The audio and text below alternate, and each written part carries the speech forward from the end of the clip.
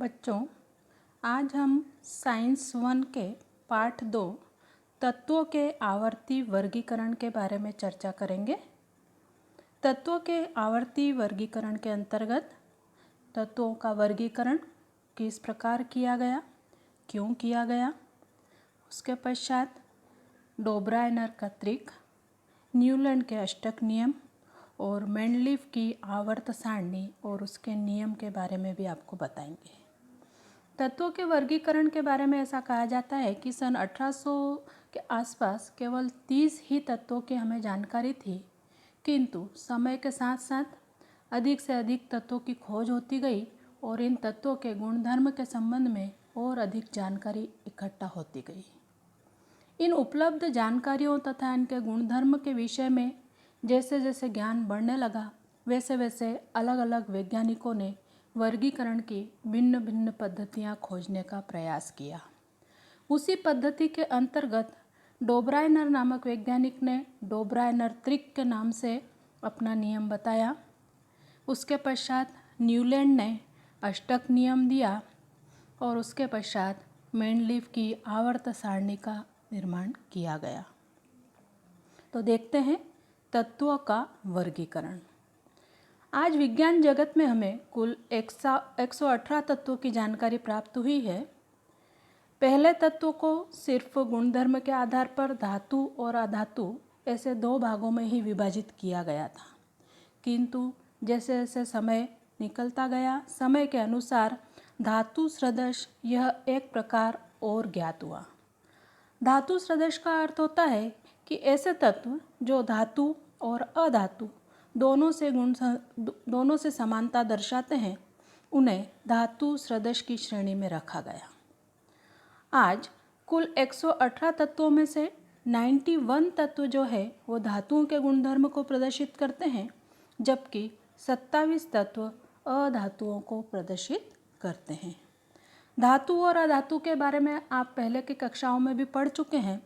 धातु का अर्थ होता है अर्थात वे तत्व जो सामान्य रासायनिक अभिक्रिया के दौरान अपने परमाणुओं में से एक या एक से अधिक इलेक्ट्रॉन त्याग कर धनायन बनाने की प्रवृत्ति रखते हैं। उसी प्रकार अधातु उन्हें कहा जाता है जो रासायनिक अभिक्रिया के दौरान एक या एक से अधिक इलेक्ट्रॉन ग्रहण करके ऋणायन बनाने की प्रवृत्ति रखते हैं। तो आते हैं बच्चों, देखते हैं धातु और अधातु में सामान्य रूप से हम किस प्रकार से अंतर लिख सकते हैं। पहला, हम उनकी चालकता के आधार पर उसे अंतर स्पष्ट कर सकते हैं। धातुएं जो होती है वो ऊष्मा और विद्युत की सुचालक होती है, जबकि अधातुएं ऊष्मा और विद्युत की सुचालक नहीं होती। दूसरा आता है, सामान्यतः सभी धातुएं ठोस अवस्था में पाई जाती है। कुछ अपवाद हमें दिखाई देते हैं, जैसे पारा जो है वो सामान्य तापमान पर भी द्रव अवस्था में पाया जाता है। अधातुओं में ठोस, द्रव और गैस ये तीनों अवस्थाएं पाई जाती है। तीसरा है, सामान्यतः सभी धातुएं चमकदार होती है, अधातुएं चमक विहीन होती है। धातुओं में तन्यता का गुणधर्म होता है, अधातुओं में तन्यता का गुणधर्म नहीं होता है।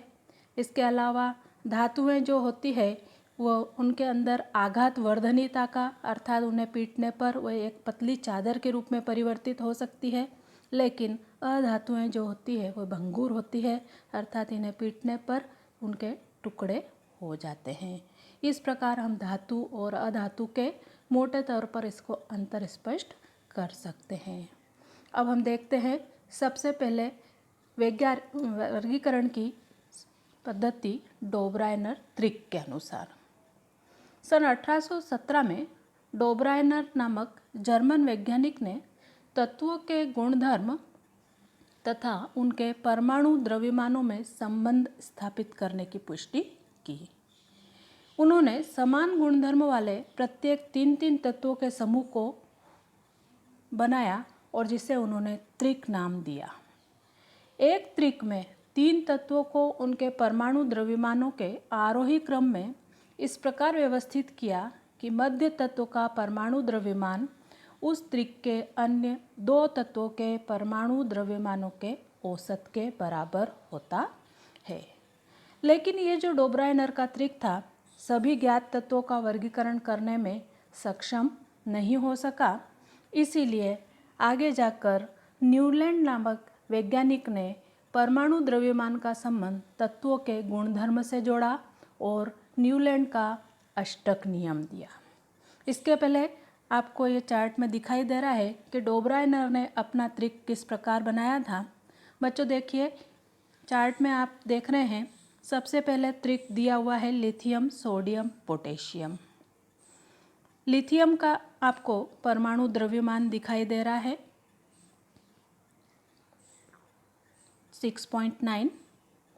पोटेशियम का आपको दिखाई दे रहा है 39.1। अब यदि हम ये 6.9 यानी कि लिथियम का परमाणु द्रव्यमान और पोटेशियम का परमाणु द्रव्यमान 39.1 को जोड़ते हैं और उसे 2 से भाग देते हैं तो उसका जो औसत आता है वह किसके बराबर दिखाई दे रहा है हमें? सोडियम के परमाणु द्रव्यमान के बराबर, अर्थात हमें वहाँ पर 23 परमाणु द्रव्यमान दिखाई दे रहा है जो कि सोडियम के परमाणु द्रव्यमान को दर्शाता है। उसी प्रकार से दूसरा जो उदाहरण दिखाई दे रहा है आपको, कैल्शियम, स्ट्रांशियम और बेरियम। कैल्शियम का जो परमाणु द्रव्यमान है वह है 40.1 और उसी प्रकार से बेरियम का जो परमाणु द्रव्यमान है वह है 137.3। अब यदि हम दोनों का योग करते हैं, आपको ऊपर सूत्र भी दिखाई दे रहा है औसत निकालने का, A+C/2। A+C यानी कि कैल्शियम का 40.1 प्लस बेरियम का 137.3, दोनों का एडिशन करने के बाद उसको 2 से भाग देंगे तो हमें स्ट्रोंशियम का 88.7 परमाणु द्रव्यमान दिखाई दे रहा है। इस प्रकार से उन्होंने 3 तत्वों के समूह बनाए और उनके परमाणु द्रव्यमानों को आरोही क्रम में व्यवस्थित करके मध्य के तत्व का परमाणु द्रव्यमान ज्ञात किया। लेकिन यह नियम सभी तत्वों को वर्गीकृत करने में सक्षम नहीं हो सका। इसलिए सन 1866 में न्यूलैंड नामक वैज्ञानिक ने अष्टक नियम दिया और उन्होंने 8वें तथा पहले तत्व के गुणधर्म में पाए जाने वाली समानता को देखा। उन्होंने तत्वों के परमाणु द्रव्यमानों को आरोही क्रम में रखा। सबसे पहले हल्के तत्व हाइड्रोजन को और अंत में थोरियम से, अंत उसका थोरियम से हुआ।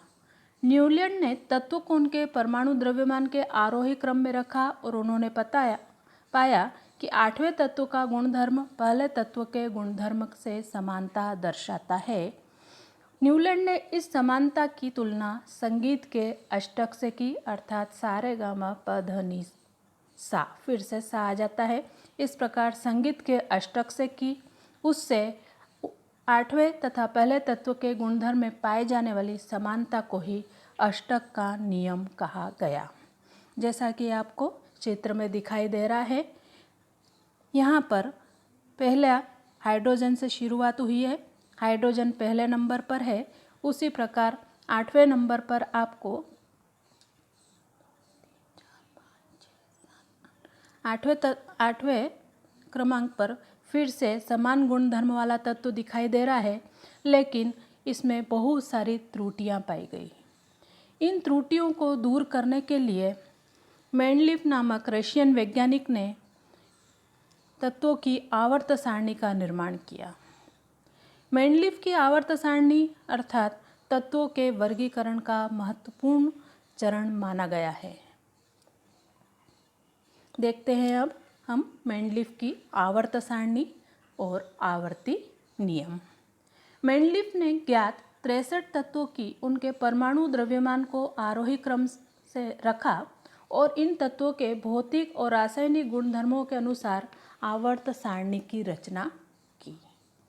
मेंडलीफ के ध्यान में आया कि निश्चित समय के पश्चात भौतिक तथा रासायनिक गुणधर्मों में समानता रखने वाले तत्वों की पुनरावृत्ति होती है और इसी आधार पर उन्होंने एक आवर्ती नियम प्रतिपादित किया, जिसके अनुसार तत्वों के भौतिक तथा रासायनिक गुणधर्म उनके परमाणु द्रव्यमानों के आवर्ती फलन होते हैं।